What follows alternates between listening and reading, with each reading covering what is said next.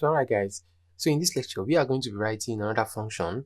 Then this function will be determining if a number is an even number. An even number is a number that when you define it by 2, you are going to get 0 as the remainder. So it is going to give you a value as the result, and at the same time it is going to return 0 as the remainder, right? For example, when you define 9 by 2, you are going to get 4 remainder 1. So that means it is not an even number. And when a number is not an even number, automatically it is an odd number, right?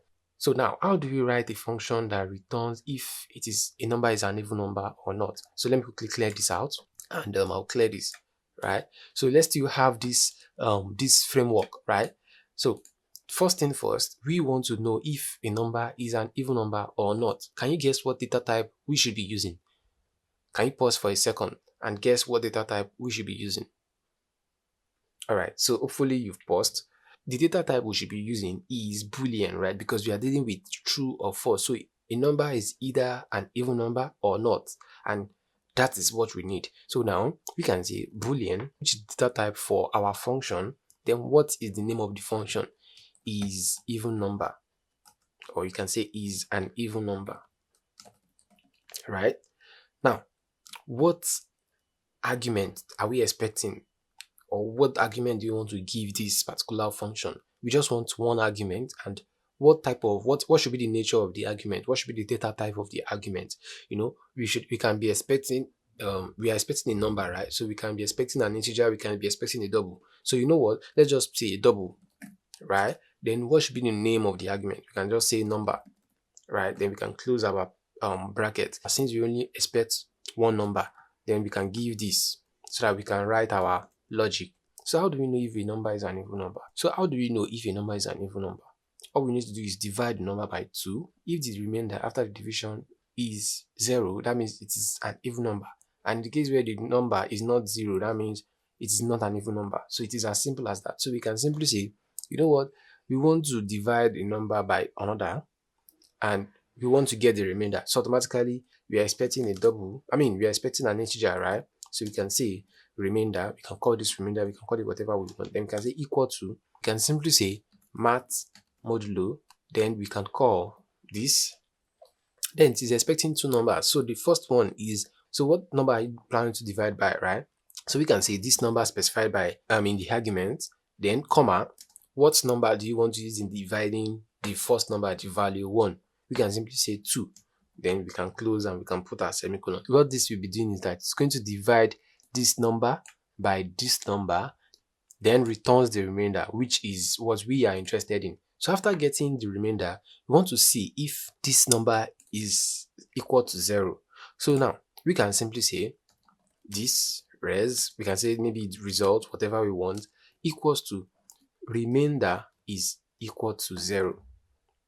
So if this remainder, the result of the value that this function returns, if it is equal to 0, it is going to set this to be true.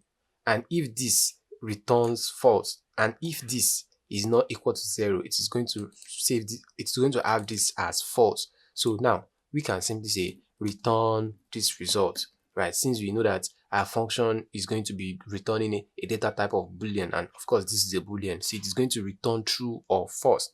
So we can simply call this alert, right? You can say, we can use it directly, right? So you can just say is an even number. Then we can specify the number that we want, maybe 7. So let me save and I'll compile. So I'll say this. You can see 7 is surely not an even number. Then let's give it maybe 19. 19 is also not an even number. So false. Then let's try again.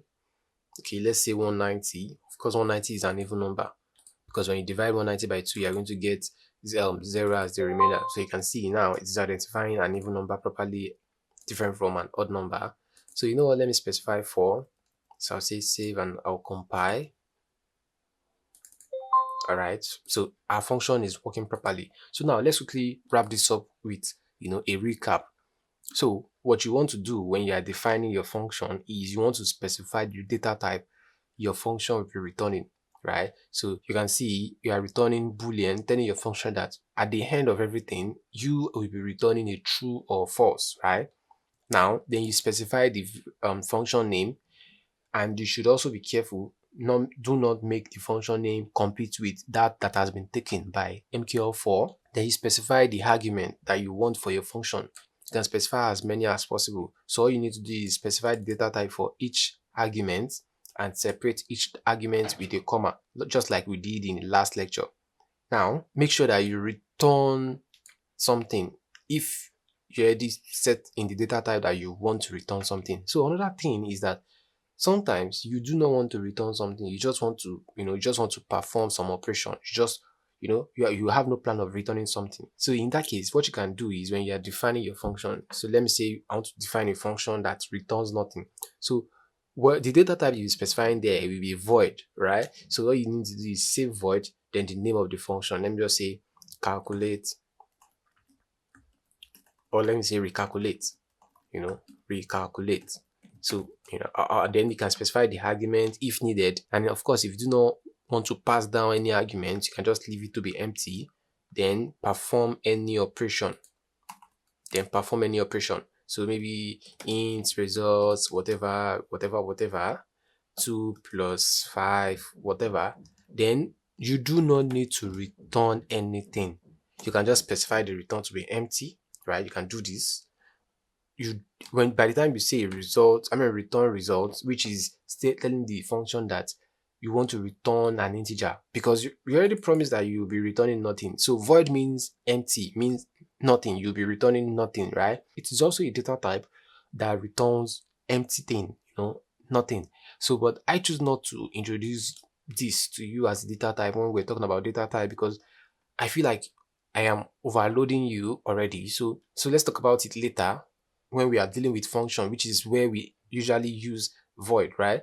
So we can simply say return nothing. So automatically there's no point telling it to return an integer, right? So this is the valid way to run this function. In the case where you do not want to write this, you can just simply skip it and just do your logic, and just leave it empty. So that is simply it.